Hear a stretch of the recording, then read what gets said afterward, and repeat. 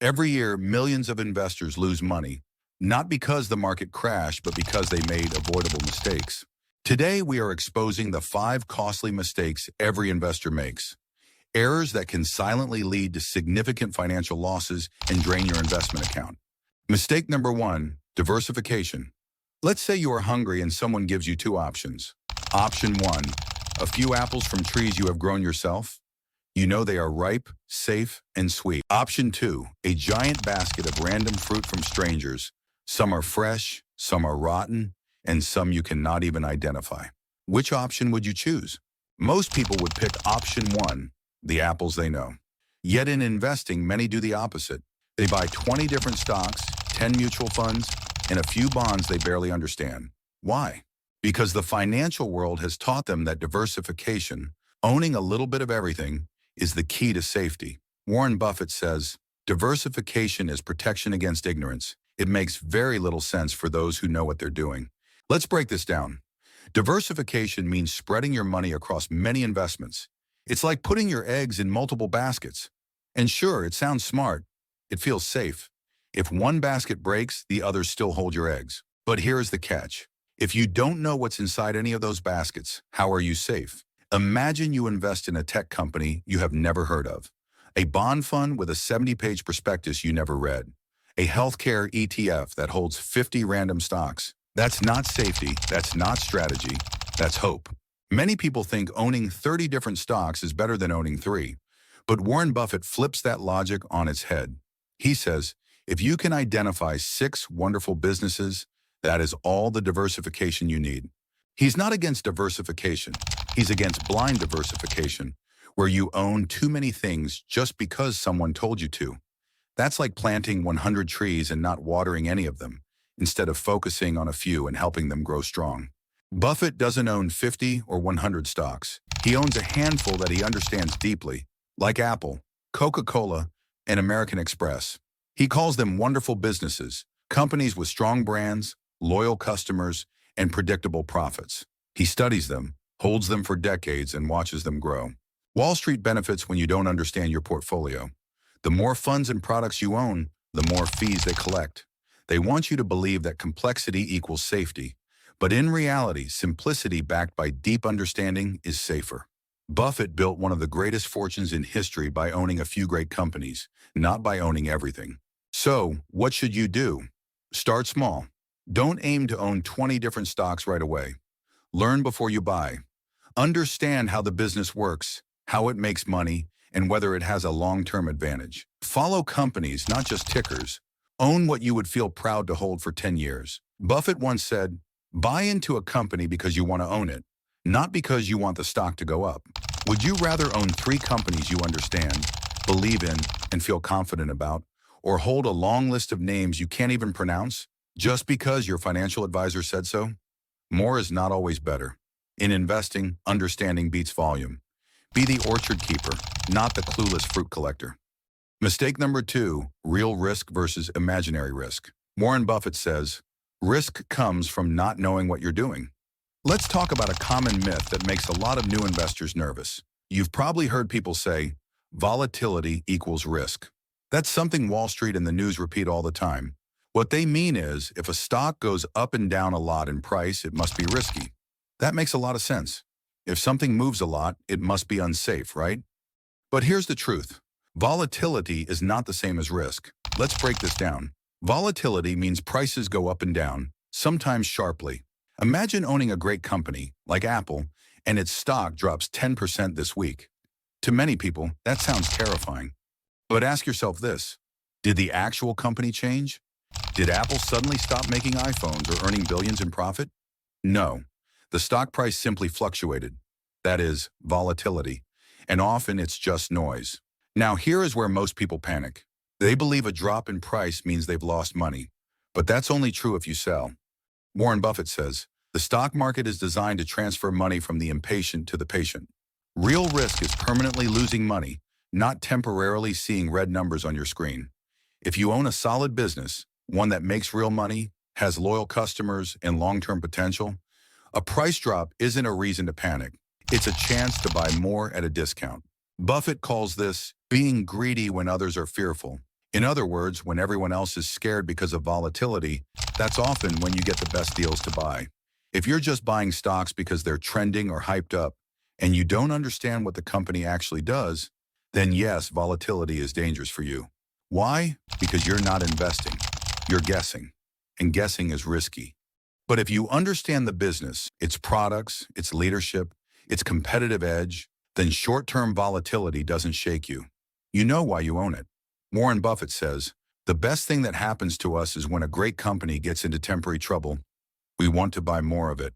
Too many people try to calculate risk using charts, models, or volatility indexes. But Buffett ignores most of that. His focus? Understanding the business, knowing the people who run it, and trusting its future potential. That's how Warren Buffett sees risk. So if someone says a stock is risky, just because its price goes up and down a lot, don't panic. That's normal. What's really risky is not knowing what you're doing. When you understand a business, you're in control. Mistake number 3, treating investing like gambling. Let's be honest. If you're checking your portfolio every 10 minutes, chasing the latest stock tips on Reddit, and making trades because a chart looks bullish, you're not investing. You're gambling. And the problem with gambling is simple. The house always wins. The impatient, the ones chasing hype, watching tickers every second, hoping for quick flips, they're handing their money to the patient investors. Why? Because they don't understand what investing really is. Investing isn't excitement, it's ownership. When you invest in a company, a real company, you're buying a piece of it. Just like owning a local bakery or coffee shop, you wouldn't check the value of your bakery every 15 minutes, would you? You'd focus on whether it's serving customers, growing, and turning a profit. Here's the truth. There are no shortcuts, and here's the harsh part. Most people don't lose money in the stock market because the stocks were bad. They lost money because they were bad investors. They bought on emotion, sold on fear, and panicked at headlines. They turned a simple game into a self-destructive one. Because here's a little secret most beginners don't realize. Investing is simple, but staying invested, that's the hard part. As Buffett said, the most important quality for an investor is temperament, not intellect. It's not about being a genius. It's about being calm when others panic, being disciplined when others chase fads, and being patient while your money grows slowly and silently. Let me ask you this. If you plant a seed in the ground, would you dig it up every day to see if it's growing? Of course not. But that's exactly what emotional investors do. They're not investing, they're interrupting. So what is real investing? It's boring, it's unsexy. It's buying a good business at a fair price and then doing nothing for years. As Buffett famously said, our favorite holding period is forever. If your investing strategy makes your heart race, you're not investing. You're playing a game you're not equipped to win. So stop gambling. Start thinking like an owner. And remember, in investing, boring is beautiful. Mistake number 4, stop chasing growth. Understand value. You've probably heard this argument before. Should I invest in growth stocks or value stocks? It sounds like a deep, intelligent debate, but honestly, it's like arguing whether fire is hot or water's wet. Let me show you why this whole growth versus value thing is misleading, and how Warren Buffett has always looked past it to focus on what really matters. Growth stocks are companies expected to experience rapid growth, like Amazon, Tesla, or tech startups. These businesses reinvest their profits to expand further, which is why they often don't pay dividends. Value stocks, on the other hand, are companies that seem undervalued. While they may grow more slowly, they tend to have stable profits and may pay dividends, such as Coca-Cola or Johnson & Johnson. But Buffett says otherwise. Growth and value investing are joined at the hip. You can't think about growth and value as two separate things. Growth is just one part of what makes something valuable. Like Warren Buffett says, today's investor won't make money just because a company grew in the past. Just because a company grew fast last year doesn't mean it's a good investment today. Buffett doesn't chase hype. He chases value. Value is this simple. Put in $1 now and get more than $1 back later.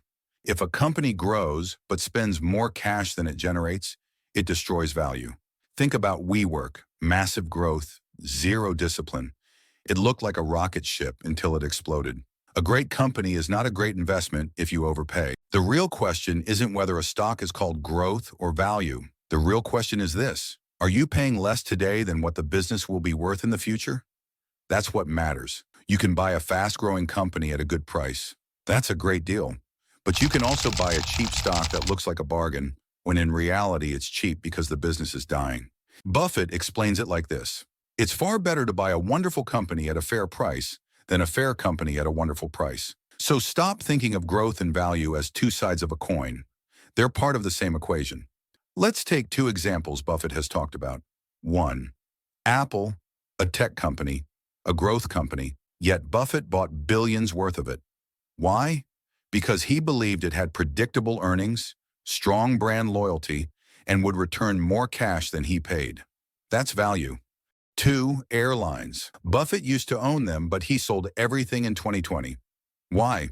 Because the economics weren't good enough. Even if airlines grow, the margins are slim and the capital costs are high. Growth didn't equal value. So the next time you hear someone say, "Are you a growth investor or a value investor?" Smile and remember, every investment is a value decision. Growth is just one ingredient. The only question that matters is this: are you getting more than you're paying for? That's it. That's value investing. Mistake number 5, how Wall Street sells you fear. Have you ever wondered why so many highly educated people with fancy degrees and jobs on Wall Street still make terrible financial decisions? Because intelligence doesn't equal wisdom. Wall Street doesn't just trade stocks. They sell fear, wrapped in complexity, delivered in jargon, and billed to you in hidden fees. Let's break it down. Wall Street thrives when you're confused. They say, "We'll protect your money," and then charge you 2% a year for doing very little. They use words like alpha generation, beta risk exposure, market neutral arbitrage. What does any of that actually mean? But here's the truth. Most of it is just fancy talk to sound smart and keep you confused. It doesn't mean much. It's more show than substance. Warren Buffett says, "The business schools reward difficult, complex behavior more than simple behavior, but simple behavior is more effective." Wall Street knows that the more complicated it sounds, the more likely you are to hand over your money without asking questions. Imagine this. You invest $100,000 with a money manager who charges 2% annually.